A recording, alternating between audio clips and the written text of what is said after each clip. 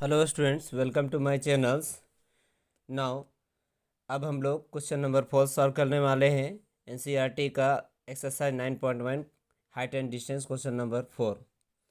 Question है the angle of elevation of the top of a tower from a point on the ground which is 30 metre away from the foot of the tower is 30 degree. Find the height of the tower. Question को समझिए, diagram बना लेते हैं हम लोग। पहले कहता है क्या कि देखिए, यह एक टावर है। यह एक क्या है? टावर है। सपोज करते हैं कि यह एक टावर है। टावर का ये फुट कहलाएगा और ये क्या कहलाएगा? टॉप कहलाएगा। यह टावर का ये फुट कहलाएगा, ये टॉप कहलाएगा। टावर के फुट से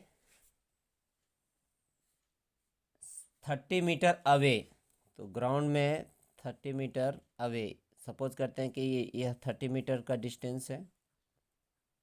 टावर के फुट से 30 मीटर अवे वो क्या कर रहा है? एंगल एलिवेशन बना रहा है इस टावर के टॉप से। इस टावर के टॉप से एंगल ऑफ एलिवेशन बना रहा है। आपको बता चुके हैं पहले कि नीचे से जो ऊपर एंगल बनता है, एंगल ऑफ, इस एंगल को बोलते हैं एंगल ऑफ एलिवेशन। ये दिया हुआ है कितना? 30 डिग्री। ठीक है, तो आपसे क्वेश्चन पूछ रहा है find the height of the tower. ये फाइंड करना है, height of the tower find करना है। नाम ले लेते हैं ए बी सी। बताइए, लिख लेते हैं हम लोग। Let A B be the height of the tower. ठीक है, A B the height of the tower. B C is equal to दिया हुआ है ना, B C 3 metre. 3 metre equal to B C, be the length या distance of the point C. इस point जो angle of elevation बना रहा था टॉप ऑफ द टावर से 30 डिग्री, इसकी डिस्टेंस कितना दिया है? 30 मीटर। अब बनाते हैं हम लोग, फाइंड करते हैं। तो from right angle triangle A B C, बोलिए कौन सा वैल्यू दिया हुआ है? यह वैल्यू दिया हुआ है ना, आपको फाइंड करना है यह। तो पी और बी का रिलेशन लेगा, ये फाइंड करना है। ये दिया हुआ है तो पी और बी का रिलेशन लग रहा है, तो हम लोग लिखेंगे सिंस टेन थीटा में होता है ना P by B, tan theta equal to P by B. Theta दिया हुआ value 30 degree is equal to P कितना दिया हुआ है? पी आपको निकालना है, ए बी ही रहने देते हैं, या एच मानना है तो एच मान लीजिए। अब बी दिया हुआ कितना? 30। 10 30 का value 1/√3 is equal to A B by 30। अब ये ए बी √3 हो जाएगा, √3 A B is equal to 30। A B is equal to कितना हो जाएगा? क्रॉस इधर आ जाएगा, 30/√3। रेशनलाइज कीजिए, ऊपर √3 और नीचे भी √3, तो ये आ जाएगा कितना? 30√3 डिवाइडेड बाई 3। कटेगा? हाँ कटेगा, तो 10√3 इसका आंसर आ गया। ठीक है, यानी हाइट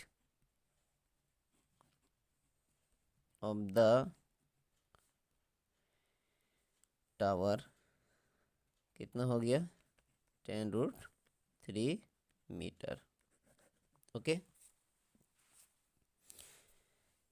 आई होप ये क्वेश्चन आपको समझ में आया होगा। यह क्वेश्चन नंबर 4 था। नंबर 5 सॉल्व करने वाला हूँ। क्वेश्चन है a kite is flying at a height of 60 meter above the ground. The string attached to the kite is temporarily tied to a point on the ground. The inclination of the string with the ground is 60 meter. Find the length of the string assuming that there is no slack in the string. ठीक है, तो आइए solve करते हैं। Diagram बना लेते हैं। Suppose करते हैं कि यह एक क्या है? काइट है। यहाँ पर एक काइट फ्लाई कर रहा है। ठीक है, एक काइट फ्लाई कर रहा है और ये इसकी हाइट है, ग्राउंड से इतने एबव वो फ्लाई कर रहा है। ठीक है, इसको एक धागे से ग्राउंड के कुछ दूरी पर इसको उड़ाया जा रहा है और इसके धागे को माना गया कि टेम्पररी कुछ समय के लिए जरा सा भी ढील नहीं है। ठीक है, और ये एंगल दिया हुआ है, कितना एंगल ऑफ एलिवेशन है, 60 डिग्री गिवन है। ठीक है, और ये हाइट भी दे दिया है 60 मीटर एबव द ग्राउंड, ये फ्लाई कर रहा है 60 मीटर हाइट पर। तो आपसे पूछ रहा है क्या कि find the length of the string, इसकी लेंथ बताना है, धागे की लेंथ बताना है कि क्या होगा। ठीक है, तो आइए सॉल्व करते हैं। नाम ले लेते हैं हम लोग ए बी सी। ठीक है, यहाँ लिख देते हैं हियर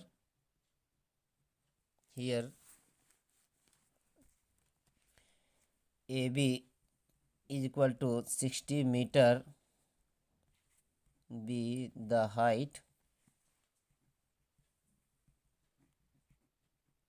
of the kite। ठीक है, और ये हो जाएगा B C be the length of the string.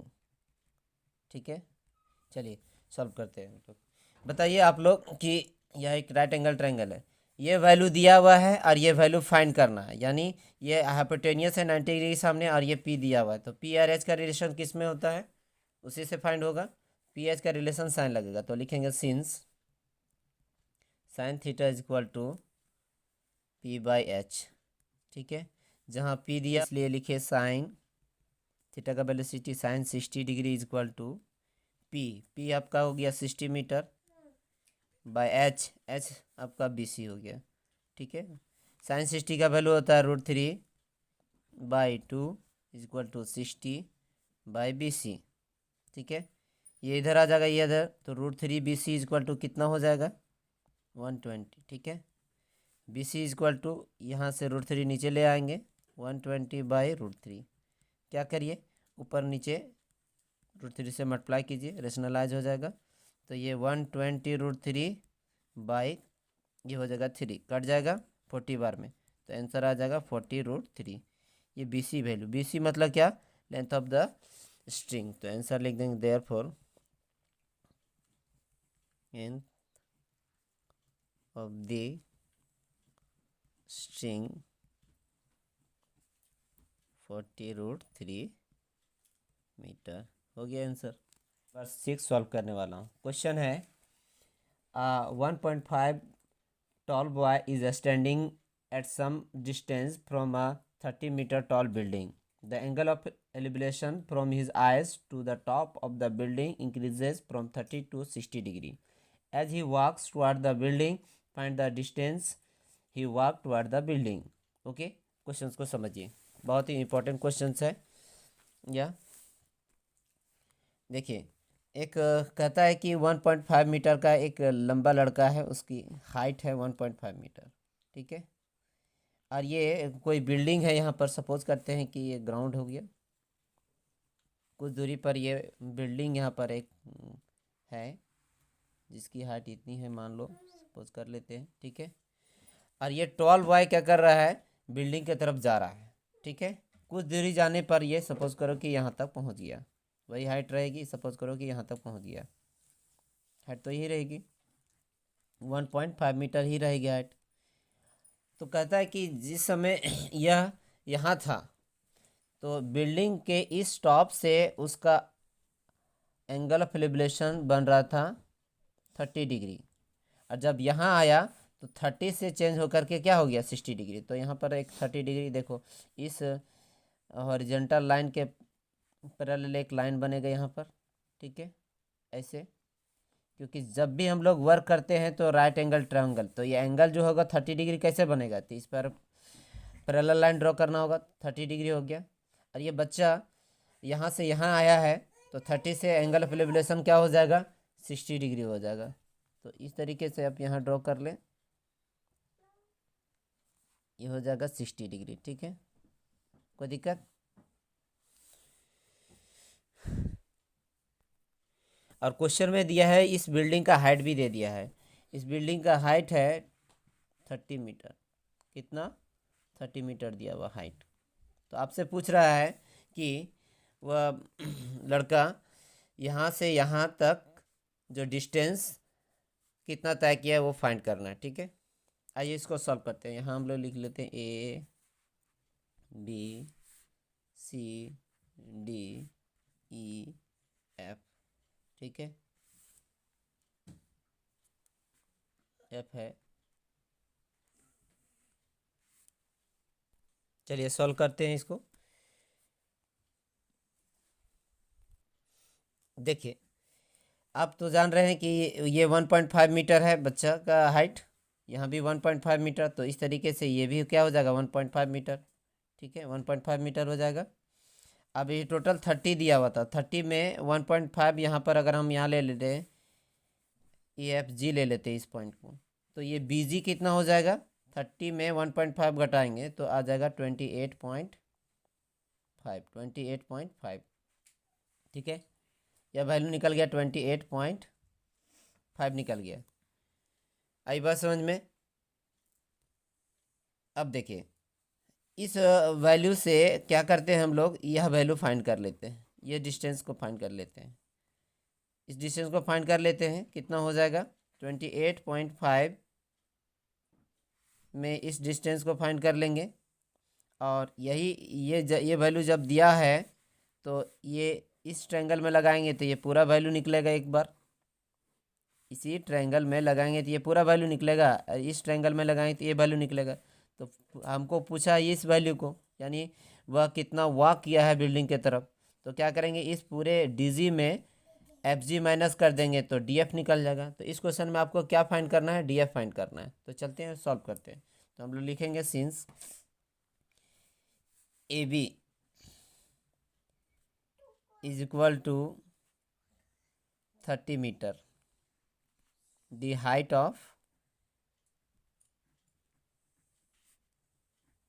the building।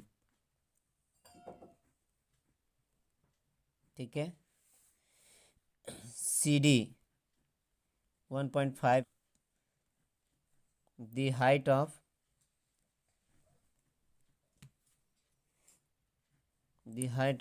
the boy।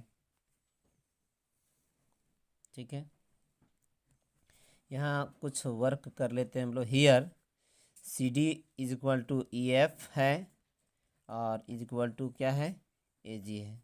ठीक है, ये वैल्यू 1.5। तो इस तरीके से बी जी फाइंड कर लीजिए। बी जी कितना हो जाएगा, बी जी बोलेंगे 30 माइनस 1.5। ठीक है, कितना आ जाएगा 28.5 निकल गया। चलिए लगाते हैं, पहले ये वैल्यू एफ जी निकालना चाहते हैं तो from right angle triangle B G F कितना डिग्री है, 60 डिग्री। तो डायरेक्ट हम लिख ले देते हैं। बोलो ये वैल्यू फाइंड करना, ये दिया हुआ पी और बी का रिलेशन, यानी 10 60 degree is equal to tan theta का वैल्यू होता है पी बाई बी, यानी D G by F G. ठीक है, बी जी दिया हुआ है कितना, बी जी 28.5 दिया हुआ है और एफ जी फाइंड करना है, तो एफ जी रहने देते हैं। अब बोलो 1060 का वैल्यू कितना होता है, √3। अब बाई नीचे 1 ले लेते हैं, इज इक्वल टू कितना आया है यहाँ पर 28.5 बाई एफ जी। अब बोलो एफ जी इधर आ जाएगा तो √3 एफ जी कितना निकल गया, √3 एफ जी का वैल्यू हो जाएगा 28.5 हो गया। ऐसे करके तो एफ जी का वैल्यू फाइंड हो गया कितना, 28.5 बाई √3। ओके, रहने देते हैं। अब वंस अगेन हमको ये फाइंड करना होगा, एफ जी निकल गया। अब ये फाइंड कर लेते हैं। तो फ्रॉम राइट एंगल ट्रायंगल किस में, B D G, from right angle triangle B D G. बोलो ये फाइंड करना है, ये दिया हुआ है, इतना इतना दिया हुआ है ना ये, तो पी और बी का रिलेशन लग जाएगा। तो टेन थीटा में होता है ऐसा। टेन, अगर एंगल दिया 30 डिग्री तो 30 डिग्री का तो क्या हो जाएगा, पी आपका हो जाएगा बी जी बाई बी पूरा यहाँ बेस हो जाएगा, पूरा यहाँ से यहाँ तक डी जी। ठीक है, 1030 का वैल्यू होता है 1√3। और बी जी आपका 28.5 दिया हुआ है, और डी जी आपको फाइंड करना है। ठीक, ये इधर आ जाएगा तो डी जी इक्वल टू कितना हो जाएगा, डी जी इक्वल टू ये इधर 28.5√3।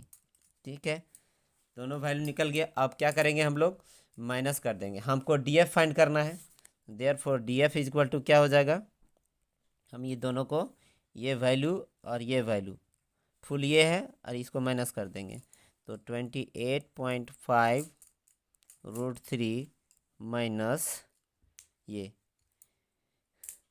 28.5/√3। क्या कीजिए, एलसीएम लीजिए। एलसीएम लेंगे तो क्या आएगा, एलसीएम आएगा √3। ठीक है, √3 इससे मल्टीप्लाई करेंगे तो आपका वैल्यू आ जाएगा 28.5√3 इंटू 3, फिर माइनस ये सेम टू सेम रहेगा 28.5। ठीक है, जब इसको आप सॉल्व करेंगे, जब इसको मल्टीप्लाई करेंगे तो आएगा आपका 85.5 और माइनस 28.5/3। जब माइनस कीजिएगा तो आपका वैल्यू आ जाएगा कितना, वैल्यू आ जाएगा 57 बाय ये √3 था, बाय √3। क्या कीजिए, ऊपर √3 से रेशनलाइज कीजिए। ये 3 ये √3 हो जाएगा, 3 को इससे काट कर देंगे, 19 बार में कैंसिल हो जाएगा। तो आंसर कितना आ गया, 19√3। ओके, तो ये आपका आंसर आ गया। नंबर 7 देखते हैं। क्वेश्चन है, from a point on the ground the angle of elevation of the bottom and the top of transmission tower fixed at the top of 20 meter high building are 45 degree 60 degree respectively. Find the height of the tower. चलिए solve करते हैं। Question ये कह रहा है कि एक building है, सपोज करते हैं कि यह एक बिल्डिंग है। इस बिल्डिंग के ऊपर एक छोटा सा ट्रांसमिशन टावर लगा हुआ है। ठीक है, तो इसी के ऊपर में फिक्स कर देते हैं, इस बिल्डिंग के ऊपर में। ठीक है, बिल्डिंग के टॉप पर एक ट्रांसमिशन टावर लगा हुआ है। ठीक है, और उसके बाद कहता है कि ग्राउंड के कुछ दूरी पर से दिया हुआ है, ग्राउंड के कुछ दूरी से इस टावर के, यह कहलाएगा टावर का बॉटम, और ये टावर का क्या कहलाएगा, टॉप कहलाएगा। बिल्डिंग का ये टॉप है मानते हैं, ये हो गया बिल्डिंग का टॉप और ये बिल्डिंग का फुट। लेकिन टावर के लिए ये बॉटम हो जाएगा और ये क्या हो जाएगा, टॉप हो जाएगा। ठीक है, तो आइए, कहता है ग्राउंड से कुछ दूरी पर से क्या किया जा रहा है, एंगल ऑफ एलिवेशन बन रहा है टॉप और बॉटम दोनों से। ठीक है, तो ये बॉटम, टावर के बॉटम हो गया, एंगल ऑफ एलिवेशन ये हो गया। फिर ये टावर के से अगर बनाएगा तो एंगल ऑफ एलिवेशंस ये हो जाएगा। ठीक है, आई बात समझ में। दिया हुआ है बिल्डिंग का हाइट दे दिया है 20 मीटर। ठीक है, 20 मीटर दिया हुआ है, तो आपसे पूछा जा रहा है कि find the height of the tower, ये फाइंड करना है हाइट ऑफ द टावर। तो मान लेते हैं हम लोग ABCD। सबसे पहले लिख लीजिए कि AB क्या है, 20 metre with the height of the building। ठीक है, और BD क्या है नहीं मालूम है, तो B the height of the transmission tower.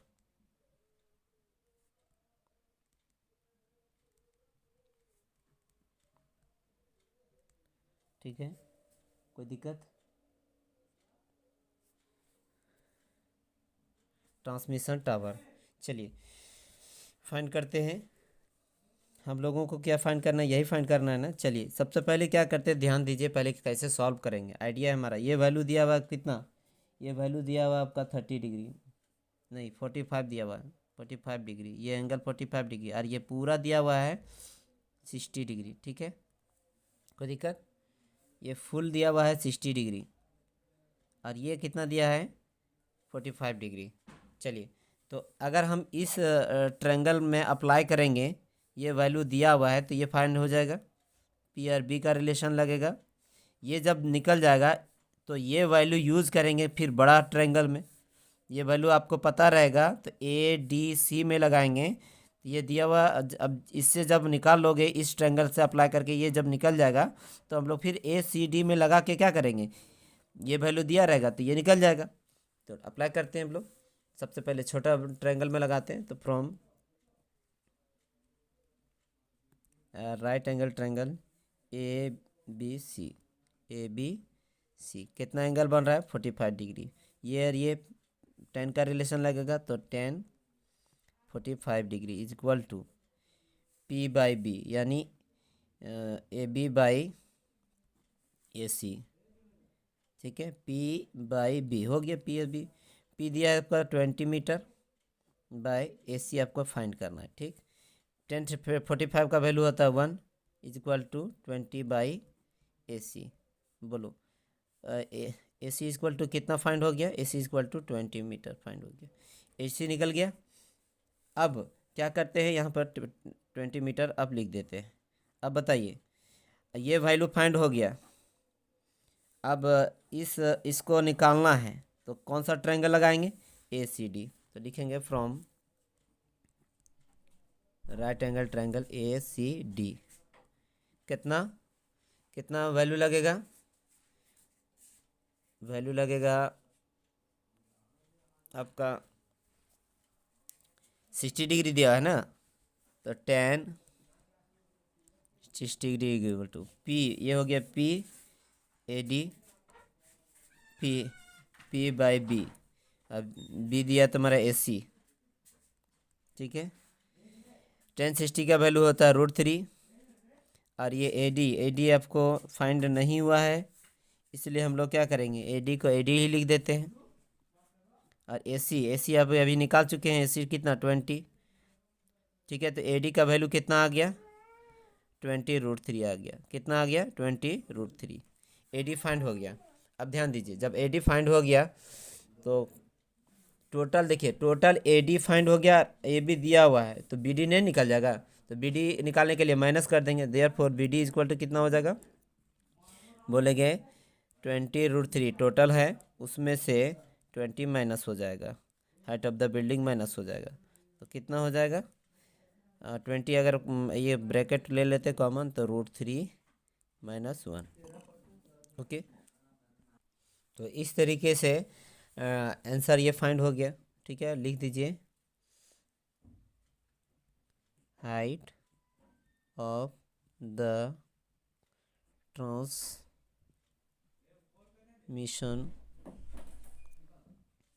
Tower is equal to 20√3 - 1 meter, हो गया आंसर। ठीक है, आई बात समझ? ठीक है, तो ये आंसर आपका आ गया 20√3 - 1 मीटर। आई होप ये क्वेश्चंस आपको अच्छी तरह से समझ में आया होगा। अगर समझ में आया है तो लाइक करेंगे, सब्सक्राइब करेंगे, ज़्यादा से ज़्यादा लोगों को शेयर करेंगे, और बेल आइकन को प्रेस करना ना भूलेंगे, क्योंकि हर नोटिफिकेशन आप तक जल्द से जल्द पहुँचेगी।